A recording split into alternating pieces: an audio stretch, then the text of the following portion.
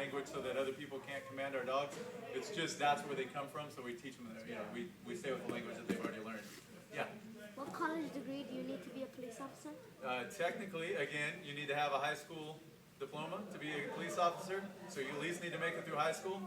At this point, when we're hiring, we're looking for people that have at least started college, and a degree is highly desirable.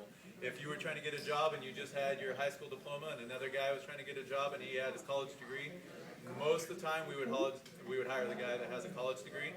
And we certainly, at the point where they want to promote and be a sergeant or a detective or something like that, it's necessary to have a college degree. What is it? When you send the dogs into situations to catch the bad guys, how can they tell the difference between hostages and the bad guy? He asked how question. the dog can tell the difference between a hostage and a bad guy if we send in the dog to catch the bad guy.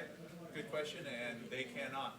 So if somebody was standing over there and there was a good guy and a bad guy right next to each other, that would probably be a situation where we would not send the dog.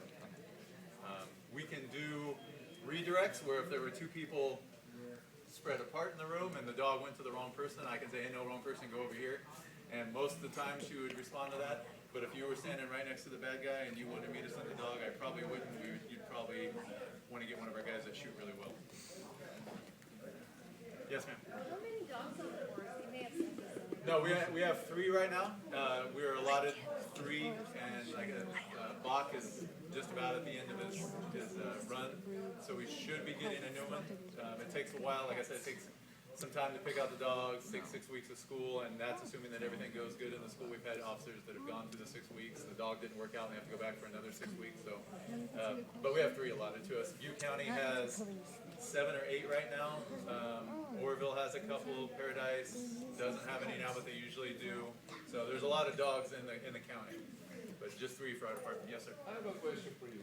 Okay. How many warnings do you give to the bad guys? It depends on what the situation is and what the bad guy's doing.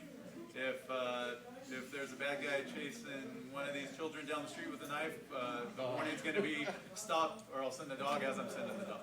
If it's in a building like this, we know somebody broke in, they're in here and they're wanting to not get caught, we give 2 loud warnings at the front door, give them plenty of chance to come out, because a lot of times when we think a bad guy has broken into a building, it's a janitor that doesn't have the alarm code. And that's a lot of extra paperwork. If we send the dog in to bite the guy that's supposed to be in here, that just happened to set off the alarm. We've sent a dog in to search a building where the alarm went off, the door was open, everything looked like it was bad things happening, and there was a lady inside in an adjacent building, but the door was able to get through, and she had her earphones on, typing, and she's thankfully looking. the door was shut, and the dog At didn't him. get into that Yep. room, but we are in a Yep. situation where the alarm goes off. We are very careful to make sure people know that we're there and that they need to come out. But if it's a bad thing that's happening right then, like an act of violence, the warnings are usually as we're sending the dog. Go ahead. Did you guys notice her mood change? Oh, yeah. She's ready to play fetch. Which way do you want to come down here? Yeah, right towards Billy. There we go. Somebody's probably going to ask, but She's does ready. anybody see the black collar that she has on her neck? Yeah. You see the purple one, the pretty one, right? Yeah. She's got a black one too, and it's got it's an electronic collar. Yeah. And it delivers electricity to her in a very low dosage. Has anybody ever touched an electric fence?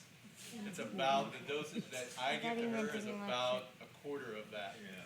And is what it does is, I'm sure everybody's seen a choke chain or a pinch collar, and people have the dog on the leash and they tell them to sit. And we have those also, but this allows me to have the same amount of control at distance that I would with her right here. This is like my 100-yard leash. Yeah. I don't have a toy with me. I brought one.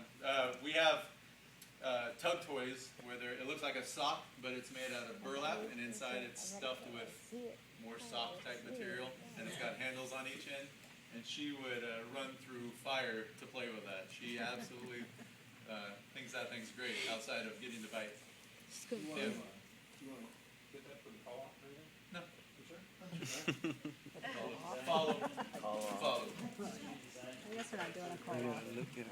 We put it this way, we don't encourage head bites, crotch bites, foot bites, face, neck bites. Well, the problem with that is the damage, but we're looking for something where something easy for her to grab, where she would incapacitate somebody. And we're looking more for arms and legs, just so they can grab onto it, and you're not looking at hopefully any major damage. I think the question was something along the lines of where do we teach the dogs to bite? We don't necessarily teach the dogs to bite or not to bite in any given location, but when they start as pups, they start with a sleeve. And that's true for all the dogs that begin. That's the easiest way to start them. So the dogs generally like arms. She's moved on to really enjoying She's legs. ready. We don't teach them to bite necks, faces, anything like that. The reality is after the dog apprehends somebody, it's our responsibility to take them to the hospital and to take photographs and do all that, and we don't want a massacre. We just don't. We teach the dogs to bite, and you'll see when she bites, she's going to stay on one place. It's not a dog that's pulling and shredding and going to 5 different places. An ideal bite for us would be 4 puncture wounds, the 2 top teeth and the 2 bottom teeth. We don't want skin pulling off and all those things that you might think would happen. Although she is very tenacious, and when she gets on the bite, you'll see that she thoroughly enjoys it. We'll have to clean up her Julie. See, she's. Has anybody heard of Pavlov? Yeah. Read about that later. This is her bell right now. She is very much. She knows that it's time to bite. And we'll do a few things here. The good thing about the dogs, as opposed to our tasers, batons, guns, anything like that, if we send a dog to bite somebody and they decide somewhere between here and there that they want to be a good guy, we can call the dog off. We can't pull our bullets back. We can't pull the batons back. We can't pull tasers back. Once those things are deployed, you're getting it. If we send her from this short distance, you don't have a lot of time to make up your mind, but there's still a chance, and usually we don't get this short of a distance. If it's 100 yards away and you decide, hey, I'm done being a bad guy, we'll call the dog back. Nobody gets bit. She doesn't do her thing. That guy's safe. Everybody, obviously the bad guy's going to jail, but he doesn't have to get hurt. So it's one of the few use of force options that we have that we can recall without somebody getting hurt. We'll just do the fun stuff to begin with. Obviously, see, we let her know that, we let the bad guy know that she's here. Loud.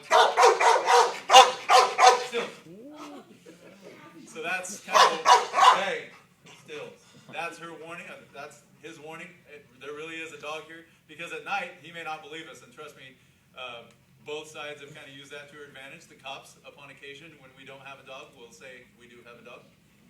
Because we want people to give up. And so sometimes they call our bluff and they want to make sure there is a dog. Is there really a dog back there? So we make the dog bark a lot of times if there's time, because that allows flats. Here, just changing our angle because the kids move. So we're just going to send her on a regular bite, and You didn't tell me I was going to get bit.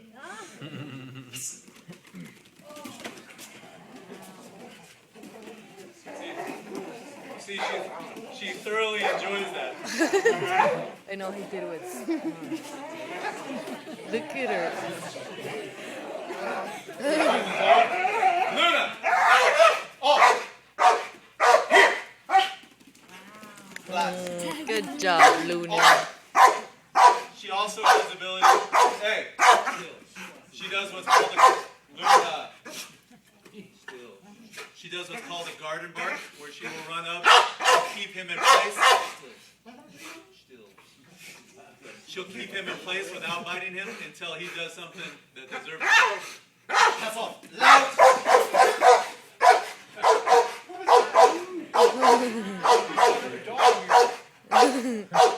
And then when he decides he wants to run away,